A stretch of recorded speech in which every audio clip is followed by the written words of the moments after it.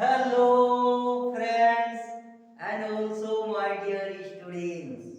Good morning, all of you. The dear students, today I will discuss about the topics learning integration of standard class 12. तो dear students, जो learning integration मैंने जो शुरुआत किया हूँ उस स्टूडेंट्स के लिए जो डिफरेंट टाइप इंटीग्रेशन करने में कंफ्यूज हो जाता है स्टडी करने के बावजूद भी, तो उसके लिए मैंने जीरो लेवल से लेकर हाई लेवल तक वन बाय वन स्टार्ट किया हूं। और आज मैं डिफरेंट टाइप एक्सपोनेंट फंक्शंस का इंटीग्रेशन कैसे करना है आज मैं डिस्कशंस करूंगा और आप लोगों को as a student point of view से माइंड में सेट करने का और लर्न करने का प्रयास करना है। तो डियर स्टूडेंट्स, मैं ज़्यादा लेक्चर मेथड में टाइम वेस्ट नहीं करूंगा क्योंकि लेक्चर मेथड में 5 ही मिनट में सब खत्म हो जाएगा। तो डियर स्टूडेंट्स, आप लोगों को मैं वन बाय वन करके दिखाऊंगा कि how to solve about any questions integration of exponent functions. तो डियर स्टूडेंट्स, जो पहला क्वेश्चन है कि integration of x and dx, इसका इंटीग्रेशन क्या होगा। क्वेश्चन नंबर 1 कि एक्स एंड dx। तो डियर स्टूडेंट्स, ये एक्सपोनेंट जब भी रहता है सिंगल में इंटीग्रेशन, तो एक्सपोनेंट का एक्सपोनेंट ही होता है एक्स प्लस सी। ये सिंपल आंसर हो गया।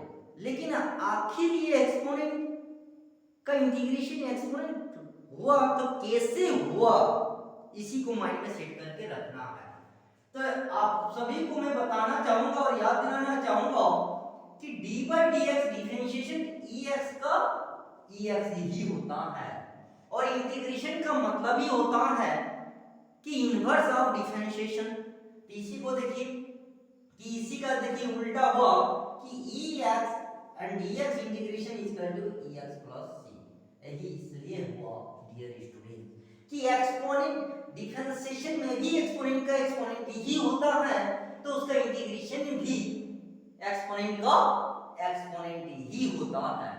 इसलिए डियर स्टूडेंट्स, आप सभी को माइंड में सेट करके रखना है कि जब भी आपको एक्सपोनेंट का इंटीग्रेशन मिलेगा, चाहे वो सिंपल इंटीग्रेशन हो या बाय पार्ट्स हो या सब्स्टिट्यूशंस में हो, चाहे वो डेफिनिट में हो या इनडेफिनिट में, एक्सपोनेंट का इंटीग्रेशन एक्सपोनेंट ही होता है। एंड और भी हम करके दिखाते हैं कि क्वेश्चन नंबर 2। अब क्वेश्चन नंबर 2 में है डियर स्टूडेंट्स कि इंटीग्रेशन ऑफ e के पावर -3x एंड dx। तो डियर स्टूडेंट्स, अब इसका इंटीग्रेशन एक्सपोनेंट का तो एक्सपोनेंट ही होता है, यहाँ भी एक्सपोनेंट का एक्सपोनेंट ही होगा। और लेकिन इसमें क्या हो जाएगा कि x का कोफिशिएंट -3 है, तो यहाँ पे -3 बैठाना है। इसके मतलब -e के power -3x by 3 plus c करना है। तो डियर स्टूडेंट्स, x का कोफिशिएंट 1 रहेगा तो इसमें डिवाइड में 1 होगा, तो 1 का उतना ही आएगा, ये फर्क नहीं पड़ेगा यहाँ 1 देने का। लेकिन यहाँ पे x का कोफिशिएंट -3 है, तो इंटीग्रेशन में डिवाइड में लिखते हैं और डिफरेंशिएशन में प्रोडक्ट में लिखते हैं। तो -3 है तो आपका डिवाइड -3 करना है और एक्सपोनेंट का जो भी रहेगा वो एक्सपोनेंट ही लगा देना है। हो गया इसका इंटीग्रेशन ऑफ e के पावर -3x dx का इंटीग्रेशन। आगे भी आइए, ये तो हो गया माइनस का। अब आइए प्रोडक्ट का क्वेश्चन नंबर 3। तो डियर स्टूडेंट्स, इस टाइप से जीरो लेवल से लेके हाई लेवल तक वैसे स्टूडेंट्स के लिए मैंने स्टार्ट किया हूं लर्निंग इंटीग्रेशन के नाम से, जो पढ़ाई करने के बावजूद भी और कोर्स कंप्लीट होने के बावजूद भी कंफ्यूज हो जाता है कि how to solve about any integrations about any different type examination. तो डियर स्टूडेंट्स, अब आते हैं क्वेश्चन नंबर 3। क्वेश्चन नंबर 3 में है कि e के पावर x इंटू e के power minus 4x and dx। तो डियर स्टूडेंट्स, जब भी इस टाइप का प्रोडक्ट होगा तो आप लोगों को मैं याद दिलाना चाहूंगा कि एक्सपोनेंट का जो लॉ होता है x के पावर m एंड x के पावर n होता रहने से क्या हो जाता है x के पावर m प्लस n। यहाँ भी है, यहाँ भी है, बेस सेम है तो आपका पावर ऐड हो जाएगा। तो यहाँ इसके मतलब यहाँ पे क्या हो जाएगा e के पावर 4 और 1 5x dx। ये एक्सपोनेंट को फॉलो करना है। उसके बाद इसका इंटीग्रेशन एक्सपोनेंट का एक्सपोनेंट ही होगा, x का कोएफिशिएंट 5 तो नीचे 5 होगा डिवाइड में प्लस c हो गया।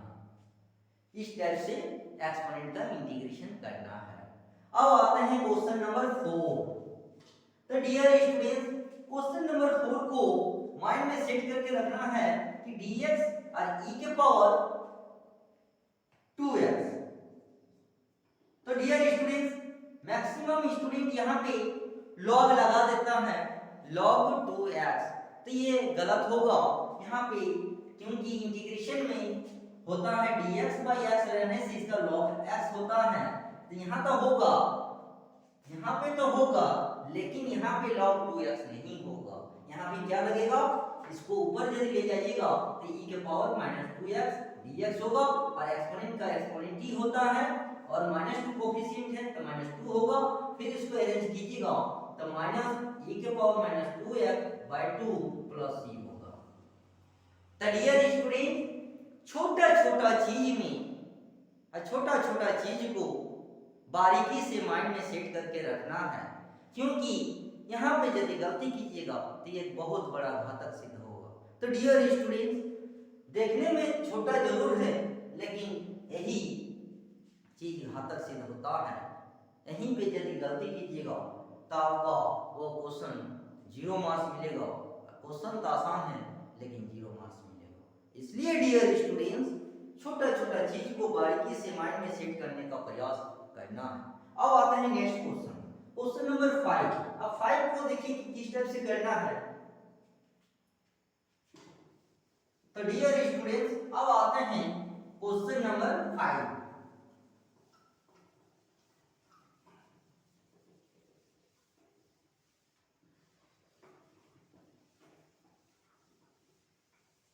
तो डियर स्टूडेंट, अब क्वेश्चन नंबर 5 में देखिए कि आपका e के पावर x dx और नीचे है 1 प्लस ex।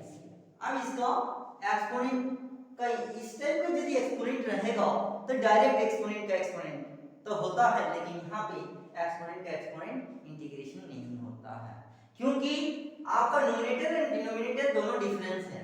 यहाँ पे ex dx से नीचे है 1 प्लस e के पावर x व्हाट। तो इस सिचुएशन में सब्स्टिट्यूशन मेथड लगाना है डियर स्टूडेंट्स। यहाँ पे लेट करना है कि e के पावर x को z मानना है।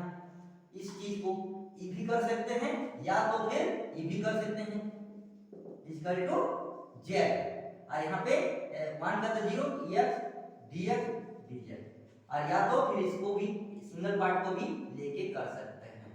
ये आपका डिपेंड करता है डियर स्टूडेंट्स कि मान प्लस ex को z मानिए या तो सिंगल को भी मानिएगा, तो सेकंड पार्ट आना चाहिए, दोनों में आ गया। अब इस चीज को बिठा सकते हैं। अब इस चीज को यहाँ पे बिठा दीजिए कि यहाँ पे ex dx का dz आया और नीचे इसके हिसाब से कीजिएगा तो मान प्लस z होगा, और इसके हिसाब से कीजिएगा तो यहाँ पे dz by z होगा। दोनों का आंसर सेम होगा कि अब यहाँ पे क्या मिलेगा log 1 plus z plus c, और z का वैल्यू वही है तो मतलब log 1 plus ex plus c। इसका भी आंसर यही आया और इसका भी आंसर यही आएगा कि क्योंकि यहाँ पे log z हो गया और z का वैल्यू क्या आया 1 प्लस ex प्लस c, दोनों का ही आंसर सेम आएगा। तो डियर स्टूडेंट्स, चाहे तो आप सिंगल पार्ट को z मान के निकाल सकते हैं या नीचे का दोनों पार्ट को z मान के निकाल सकते हैं, दोनों का आंसर सेम आएगा। तो डियर स्टूडेंट्स, जब भी इस टाइप का सिचुएशन रहेगा तो आपको सब्स्टिट्यूशन मेथड अप्लाई करके एक्सपोनेंट का इंटीग्रेशन निकाला जाता है। सिंगल पार्ट पे यदि x मानेंगे फिर भी वो आंसर वही आएगा, और यदि नीचे का दोनों ही पार्ट को z मानेंगे तो फिर भी आंसर वही आएगा। तो आप लोग दोनों में से कुछ भी कर सकते हैं। तो डियर स्टूडेंट्स, अब आते हैं क्वेश्चन नंबर 6। क्वेश्चन नंबर 6 में है डियर स्टूडेंट्स,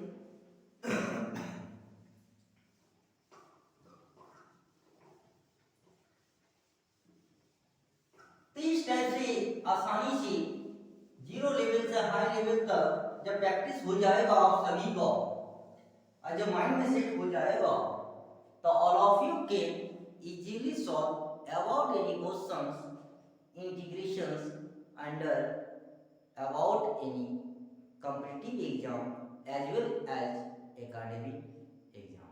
तो डियर स्टूडेंट्स, अब आते हैं क्वेश्चन नंबर 6। क्वेश्चन नंबर 6 में है कि e के power 2x minus 1 by e के power 2x plus 1 and dx। तो डियर स्टूडेंट्स, अब ये सिचुएशन में ये समझ में नहीं आएगा, टोटल कंफ्यूज कि how to solve about this question. e के power 2x minus 1 by e के पावर 2x प्लस 1 dx, वाह इंटीग्रेशन इसका क्या होगा, टोटल कंफ्यूज। तो यहाँ पे क्या करना है डियर स्टूडेंट्स, 1 को इसी फॉर्म में वैल्यू को पुट करना है। कैसे करना है पहले देखिए हम यहाँ पे करके दिखा देते हैं। 1 को हम लोग e के पावर 0 भी लिख सकते हैं, e के पावर 0 भी 1 होगा। अच्छा, इसी चीज को हम लोग e के पावर x इंटू e के पावर माइनस x, 0 वही 0 का 1 होगा। तो यही चीज यहाँ 1 में पुट करना है।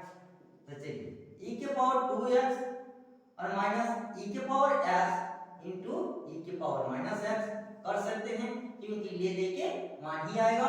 और e के पावर 2x माइनस ये प्लस है e के पावर x e के पावर माइनस x dx। अब एक x कॉमन ले लेंगे e के पावर x, यहाँ पे बचेगा ex क्योंकि डबल है, और ये कॉमन हो गया तो e के पावर माइनस x, और यहाँ भी कॉमन लेंगे तो यहाँ पे ये 2 है, यहाँ ये को बचेगा और यहाँ पे ये को बचेगा, हो गया। अब ये को कट जाएगा, कट गया तो आपके पास बचेगा ex minus e minus x, और यहाँ पे ex plus e minus x dx, ये हो गया। अब यहाँ पे सब्स्टिट्यूशंस अप्लाई करना है, इस चीज को मानेंगे z तो ये आ जाएगा। अब यहाँ पे कर दीजिए कि let ex e minus x को z मानेंगे, एक्सपोनेंट का एक्सपोनेंट ही होता है डिफरेंशिएशन, ये माइनस होगा तो ये प्लस की जगह फिर माइनस आ जाएगा e माइनस x आ गया, और यहाँ पे dz क्योंकि प्लस और इसका कोएफिशिएंट माइनस प्रोडक्ट हुआ तो ये माइनस, तो ऊपर वाला चीज आ गया। तो ऊपर वाला चीज का टोटल का कितना लिखेंगे, इतना का dz, तो क्या हो जाएगा dz, और नीचे का z माने हैं तो मतलब log z, और z का वैल्यू आप पुट कर दीजिए, क्या माने हैं e के पावर x प्लस e के power minus x plus c मतलब इंटीग्रेशन कांस्टेंट, मतलब इसके बाद कोई इंटीग्रेशन नहीं। तो डियर स्टूडेंट्स, जब भी इस टाइप का सिचुएशन रहेगा ऊपर और नीचे, तो डायरेक्ट इंटीग्रेशन नहीं होता है, वहां पे सब्स्टिट्यूशन मेथड अप्लाई करने के बाद इंटीग्रेशन करना है। ये तो हो गया क्वेश्चन नंबर 6। अब आते हैं क्वेश्चन नंबर 7 जो मल्टीपल में है। तो ये सब क्वेश्चन बहुत इंपॉर्टेंट होता है dear student, and CBSE board हो या कंपटीशन का एग्जाम हो, इस टाइप का इंटीग्रेशन ज्यादा दिया जाता है। जब आप लोगों का जीरो लेवल से हाई लेवल तक का लर्न क्या हुआ रहेगा माइंड में से, तो आसानी से सॉल्व कर सकते हैं। ये हो गया। अब आते हैं क्वेश्चन नंबर 7। अब क्वेश्चन नंबर 7 आते हैं।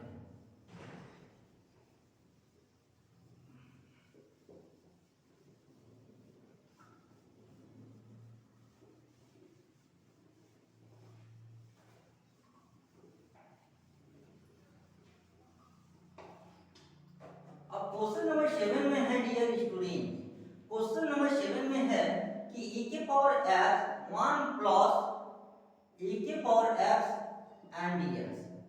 तो डियर स्टूडेंट्स, अब इस टाइप का यदि सिचुएशन रहेगा तो सबके साथ मल्टीपल कर देना है। तो मतलब 1 के साथ ex dx सेपरेट करते जाइए, प्लस फिर ex और ex dx सेपरेट हो गया, इंटीग्रेशन भी सेपरेट हो गया, e के पावर x dx, और यहाँ इंटीग्रेशन ऑफ ex ex तो e के पावर 2x dx हो गया। अब एक्सपोनेंट का एक्सपोनेंट ही होता है ex और e के पावर 2x तो e 2x ही होगा और डिवाइड यहाँ 2 लग जाएगा प्लस c। तो डियर स्टूडेंट्स, ये एक्सपोनेंट का बारी बारी से हमने स्टार्ट किया हूं कि जीरो लेवल से लेके हाई लेवल तक एक ही फंक्शंस का जो डिफरेंट टाइप का सिचुएशन रहता है, तो how to solve about any one function different type format, different type form में जो इंटीग्रेशन रहता है, कैसे उसका इंटीग्रेशन निकाला जाता है। साइन एक्स का भी देखें, कॉस एक्स का भी देखें और आज एक्सपोनेंट का भी देखें, तो इस और अलजेब्रिक भी देखें। अब बच गया इनवर्स और लॉगरिथम्स। तो डियर स्टूडेंट्स, उसमें इनवर्स और लॉग वो किसी और के साथ, किसी और फंक्शंस के साथ जुड़ा हुआ रहता है, चाहे वो बाय पार्ट्स में हो या सब्स्टिट्यूशंस में हो, उसका मैं ऑलरेडी बता चुका हूं। तो ये था सिंगल पोजीशन का। तो डियर स्टूडेंट्स, आई होप आज वाला क्लासेस और मेरा इशारा समझ में आ गया होगा कि कैसे जीरो लेवल से लेके हाई लेवल तक डिफरेंट टाइप एक ही फंक्शंस का डिफरेंट टाइप का फॉर्मेट, डिफरेंट टाइप का जो फॉर्म में रहता है इंटीग्रेशन में, कैसे सॉल्व करना है। तो आई होप डियर स्टूडेंट्स, मेरा इशारा यदि समझ में आ गया होगा तो आप लोग भी इसी पॉइंट ऑफ व्यू से लर्न करने का और प्रैक्टिस करने का प्रयास करना है। ऐसा करने से आपका एकेडमिक क्लासेस में तो काम आएगा ही, जब आगे जाके डिफरेंट टाइप कंपटीशन एग्जाम में बैठिएगा या इंटरव्यू में भी यदि बैठिएगा तो आप इजीली सॉल्व कर सकते हैं, इजीली बता सकते हैं। क्योंकि सिर्फ एक्सपोनेंट रहने से इंटीग्रेशन एक्सपोनेंट होगा, लेकिन उसका जब फॉर्म चेंज हो जाता है, कभी माइनस, कभी डिवाइड में, कभी प्रोडक्ट में, कभी सब्स्टिट्यूशन भी लगता है, उस पोजीशन में क्या करना है यहाँ से पता चल गया होगा आप लोग को। तो डियर स्टूडेंट्स, आज इतना ही, फिर नेक्स्ट क्लास में इसका और फंक्शंस को देखूंगा। तो डियर स्टूडेंट्स, आज इतना ही, फिर नेक्स्ट क्लास में आप लोगों के साथ किसी और फंक्शंस के साथ डिस्कशंस करूंगा। तब तक के लिए